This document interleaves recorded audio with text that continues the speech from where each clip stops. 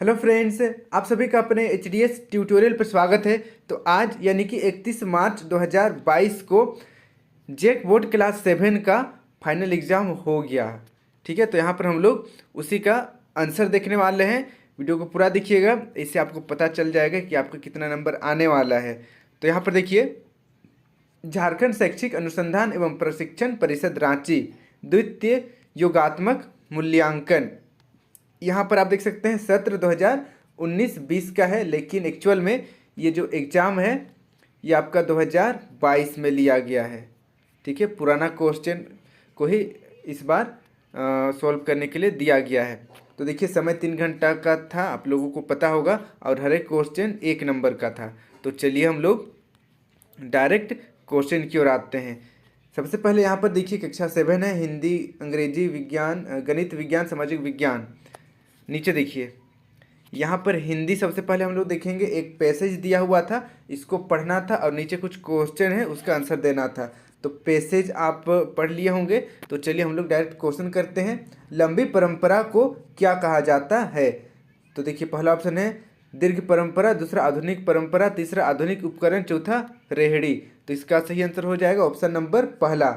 Option number पहला सही हो जाएगा। फिर देखिए सेकंड क्वेश्चन, गद्यांश के आधार पर बताएं कि माटी की कौन सी वस्तु हमारे आसपास नहीं मिलती। पहला ऑप्शन देखिए मटका, दूसरा गमला, तीसरा सजात्मक वस्तुएं और चौथा कुल्हड़। तो देखिए यहाँ पर बताना है गद्यांश के आधार पर, तो इसका सही आंसर हो जाएगा ऑप्शन नंबर चौथा कुल्हड़। ठीक है, यहाँ पर तीसरा को किया हुआ है, लेकिन तीसरा तो मिलता है, जैसे कि यहाँ पर आप देख सकते हैं।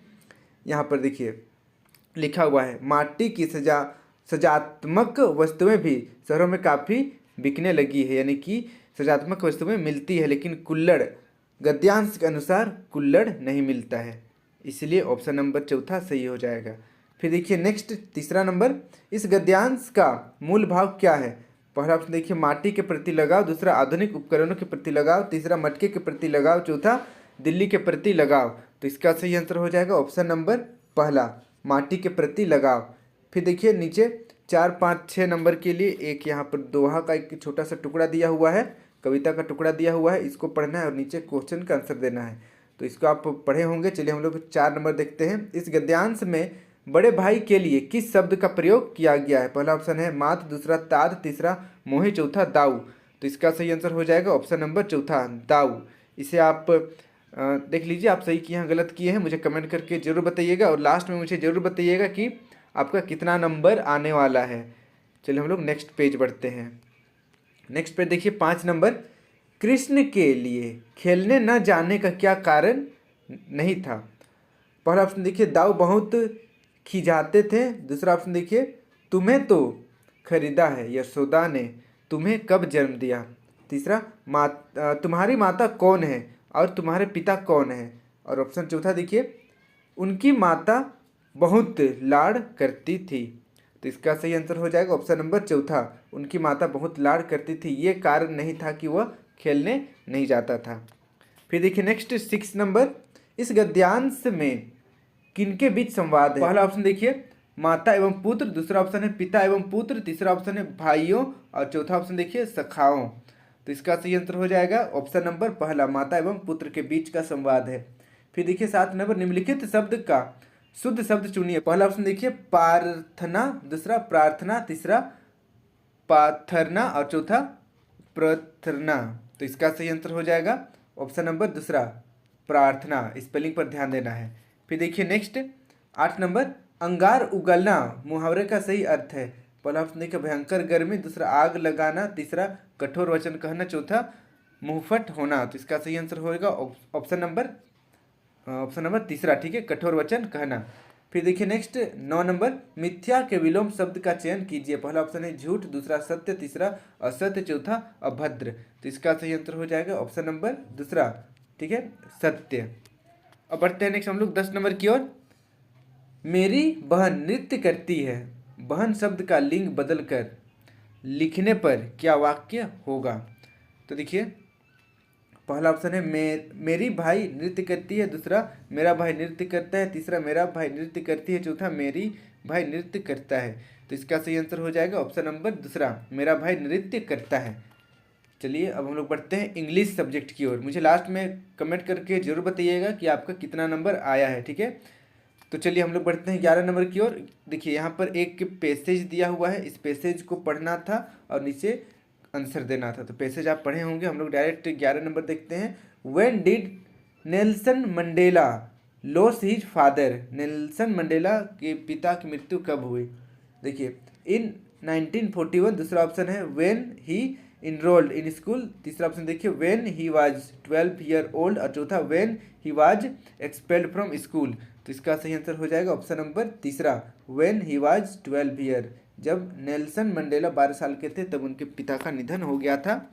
फिर देखिए next 12 number, from where was Nelson Mandela expelled? Nelson Mandela को कहाँ से निकाल दिया गया था? पहला ऑप्शन देखिए यूनिवर्सिटी, दूसरा स्कूल, तीसरा लोकल एजेंट, चौथा पॉलिटिक्स। तो इसका सही आंसर होगा ऑप्शन नंबर पहला, यूनिवर्सिटी से निकाल दिया गया था। फिर देखिए 13 number, what does the passage tell about the life of Mandela?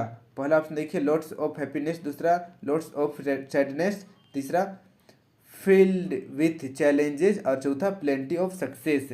तो यहाँ जो पैसेज दिया हुआ है वो नेल्सन मंडेला के बारे में क्या कहता है? तो इसका आंसर हो जाएगा ऑप्शन नंबर तीसरा, फील्ड विथ चैलेंजेज। हमेशा चुनौतियों से भरा था नेल्सन मंडेला का लाइफ। अब बढ़ते हैं नेक्स्ट हम लोग अगला पेज की ओर। अगला पेज देखिए, यहाँ पर फिर से एक इंग्लिश में पोयम का एक छोटा सा पार्ट दिया हुआ है, इसको पढ़कर नीचे क्वेश्चन का आंसर देना था। तो चलिए हम लोग 14 नंबर देखते हैं। The word road in the poem is rhyming with blank. Road का रैमिंग वर्ड्स बताना है। पहला ऑप्शन है एलोन, दूसरा टोड, तीसरा रिवर, चौथा रोस्ट। तो इसका सही आंसर हो जाएगा ऑप्शन नंबर दूसरा, टोड, ठीक है। रोड टोड सेम साउंड आ रहा है इसलिए रैमिंग वर्ड से। 15 नंबर का क्वेश्चन देखिए, what type of scenery can we imagine in reading this stanza? पहला ऑप्शन है विलेज, दूसरा बेडरूम, तीसरा सिनेमा हॉल, चौथा मार्केट।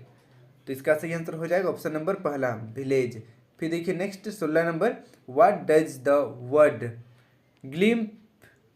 Glimpse means? ग्लिम्स का मतलब क्या होता है? तो ग्लिम्स का मतलब होता है एक झलक देखना, ठीक है। पहला ऑप्शन देखिए to see for a while, दूसरा टू ओवरलुक, तीसरा टू स्टडी, चौथा टू व्यू। तो इसका सही आंसर हो जाएगा ऑप्शन नंबर पहला, to see for a while, एक झलक के लिए देखना। अब बढ़ते हैं नेक्स्ट हम लोग 17 नंबर की ओर। Fill in the blanks with correct choose.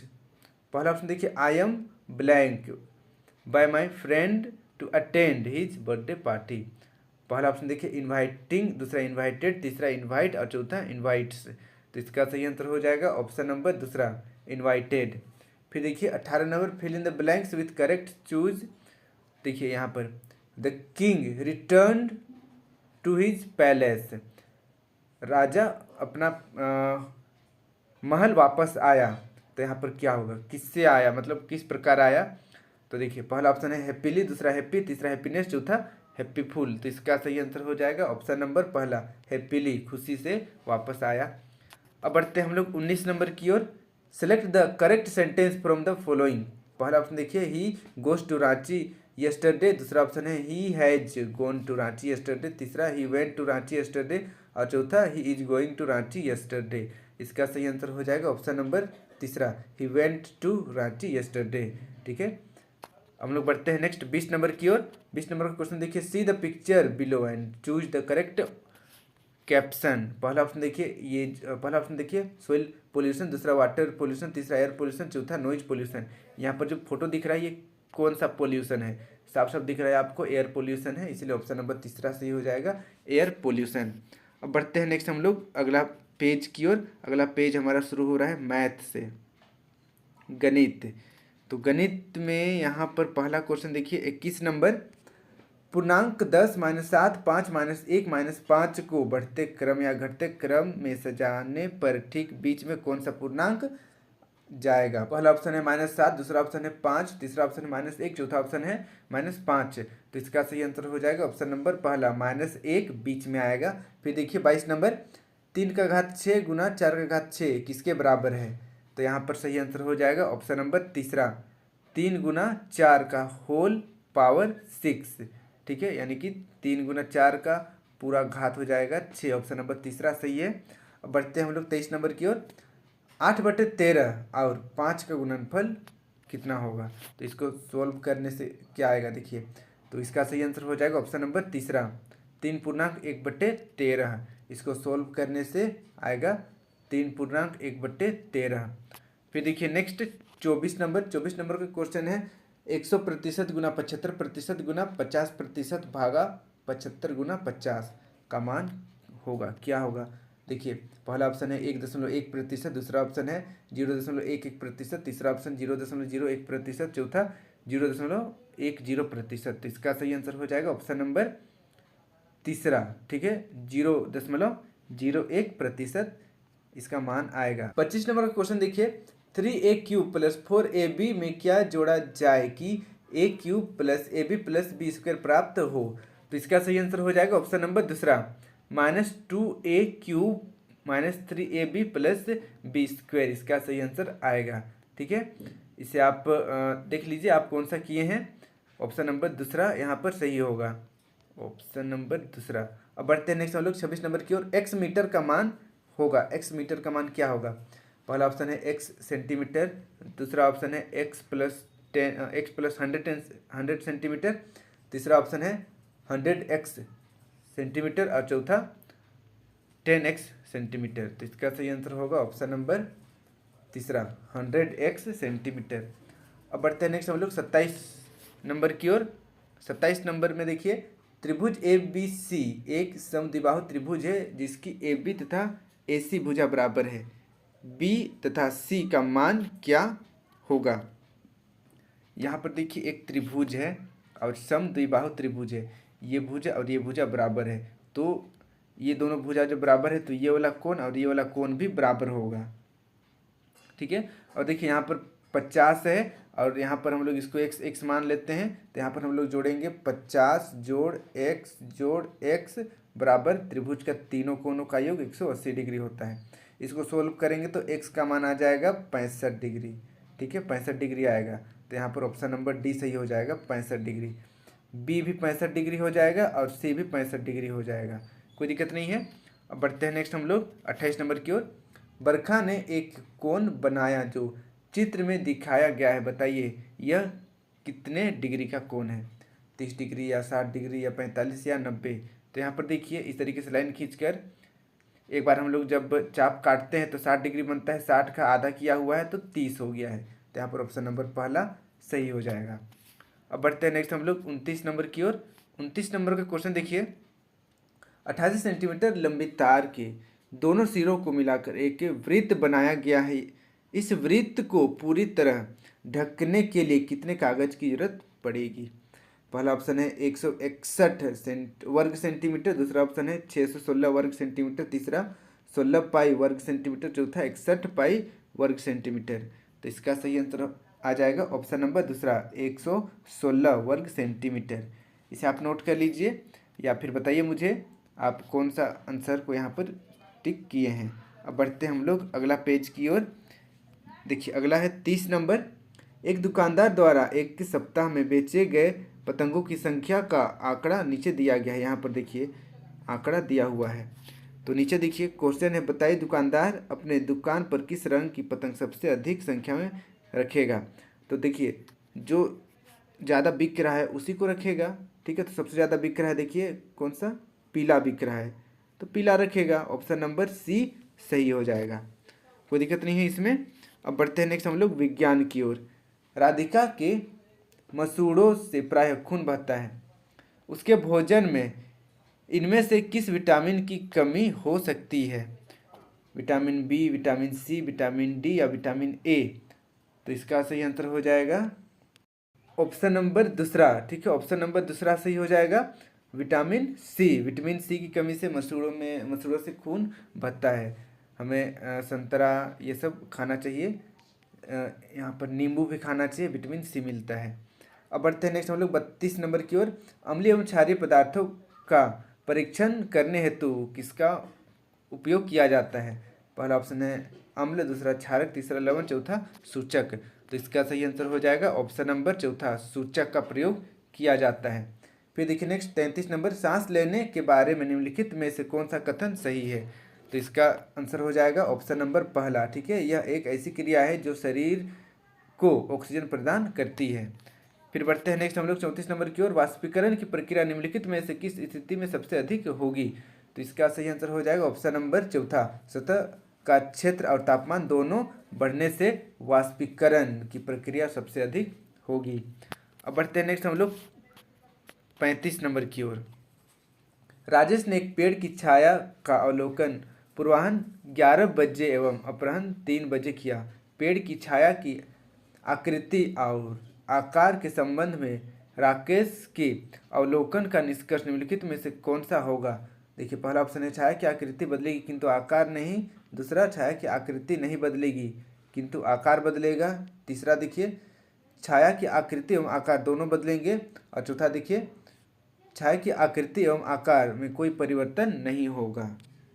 यहाँ पर देखिए बोला गया है कि 11 बजे, तो 11 बजे तो बिल्कुल सर के ऊपर हमारा सूर्य रहता है, तो बिल्कुल छोटा सा छाया बनेगा, छोटा सा बनेगा, बिल्कुल छोटा सा, करीब इतना इतना इतना आसपास बनेगा छाया। वहीं पर 3 बजे का बात करें तो 3 बजे थोड़ा नीचे रहता है सूर्य, तो छाया थोड़ा बड़ा बनेगा। ठीक है, चलिए मैं इसे अलग कलर से बनाता हूँ। छाया इतना बड़ा बनेगा करीब। ठीक है, तो देखिए आकृति और आकार दोनों बदल रहा है, तो यहाँ पर ऑप्शन नंबर आपका आकृति और आकार दोनों बदलेंगे, ऑप्शन नंबर तीसरा सही हो जाएगा। छाया की आकृति एवं आकार दोनों बदलेंगे। ठीक है, ऑप्शन नंबर तीसरा सही हो जाएगा। अब बढ़ते हैं नेक्स्ट हम लोग अगला पेज देखिए यहाँ पर 36 नंबर। नदी एवं बांध से उत्पन्न जल विद्युत के लिए निम्नलिखित में से कौन सा कथन सही नहीं है? इसका आंसर हो जाएगा ऑप्शन नंबर पहला। ठीक है, यह पानी और वायु को प्रदूषित करता है। ठीक है, यह पानी और वायु को प्रदूषित करता है, ये कथन सत्य नहीं है, इसलिए ये इसका सही हो जाएगा। फिर देखिए नेक्स्ट 37 नंबर। निम्नलिखित में से कौन सा कथन सत्य नहीं है? यहाँ पर भी कौन कथन सत्य नहीं है उसको बताना है। तो देखिए इसका सही आंसर हो जाएगा ऑप्शन नंबर चौथा। ठीक है, यहाँ पर दूसरा भी किया हुआ है लेकिन ये दूसरा नहीं होगा, ऑप्शन नंबर चौथा सही होगा। यहाँ पर बोला गया है कि कौन सा कथन सत्य नहीं है। ठीक है, कौन सा कथन सत्य नहीं है ये बोला गया है, इसलिए ऑप्शन नंबर चौथा सही होगा। देखिए, किसी विद्युत परिपथ में सुरक्षित प्रवाह होने के लिए विद्युत धारा की न्यूनतम सीमा होती है। कोई भी न्यूनतम सीमा नहीं होती, आप जितना कम विद्युत धारा प्रवाह कर सकते हैं, कोई दिक्कत नहीं है। ठीक है, ऑप्शन नंबर डी सही होगा। अब बढ़ते हैं नेक्स्ट हम लोग 38 नंबर की ओर। सुमित 600 मीटर लंबी गली का रास्ता 4 मिनट में तय करता है। सुमित की चाल किलोमीटर प्रति घंटा में कितनी होगी? तो इसका सही आंसर हो जाएगा ऑप्शन नंबर दूसरा। ठीक है, 9 किलोमीटर प्रति घंटा। अब बढ़ते हैं नेक्स्ट हम लोग 39 नंबर की ओर। अनिल ने धातु के एक टुकड़े के पास एक चुंबक रखा और देखा कि धातु का टुकड़ा एक लोहे की कील को आकर्षित करता है, जैसे कि चित्र में दिखाया गया है। यहाँ पर देखिए चुंबक है ये वाला और ये कील है, आकर्षित कर रहा है कील को चुंबक। तो देखिए अनिल ने अपने अवलोकन को स्पष्ट करने के लिए निम्नलिखित कथन दिए। तो यहाँ पर देखिए पहला कथन है धातु एक चुंबकीय पदार्थ है। दूसरा, धातु एल्युमिनियम है। तीसरा कथन देखिए धातु का टुकड़ा एक अस्थायी चुंबक बन गया है। और चौथा कथन देखिए धातु लोहा है। तो अनिल के कथनों में से क्या सही है? तो यहाँ पर सही आंसर हो जाएगा ऑप्शन नंबर चौथा। पहला, तीसरा और चौथा कथन सही है। फिर देखिए नेक्स्ट 40 नंबर। निम्नलिखित में से पवन के बहाव की दिशा कौन सी होगी? अधिक दाब वाले क्षेत्र से कम दाब वाले क्षेत्र की ओर। दूसरा देखिए कम दाब वाले क्षेत्र से अधिक दाब वाले क्षेत्र की ओर। तीसरा, ऊंचाई वाले स्थान से निचले स्थान की ओर। चौथा, इनमें से कोई नहीं। तो इसका सही आंसर हो जाएगा ऑप्शन नंबर पहला, अधिक दबाव वाले क्षेत्र से कम दबाव वाले क्षेत्र की ओर। फिर देखिए नेक्स्ट 41 नंबर। 41 नंबर यहाँ पर सामाजिक विज्ञान से है। सामाजिक विज्ञान देखिए 41 नंबर। दिए गए चित्र में किस अपरदित भू स्थलाकृति को प्रदर्शित किया गया है? पहला ऑप्शन देखिए नदी घाटी, दूसरा हिमनदी घाटी, तीसरा समुद्री गुफा और चौथा जलप्रपात। तो इसका सही आंसर हो जाएगा ऑप्शन नंबर पहला, नदी घाटी। फिर देखिए 42 नंबर। कांगो बेसिन एवं दक्षिण पूर्व एशिया में कठोर लकड़ी के वन पाए जाते हैं। इस प्रकार के वन को क्या कहते हैं? तो यहाँ पर आंसर हो जाएगा ऑप्शन नंबर चौथा, उष्णकटिबंधीय सदाबहार वन।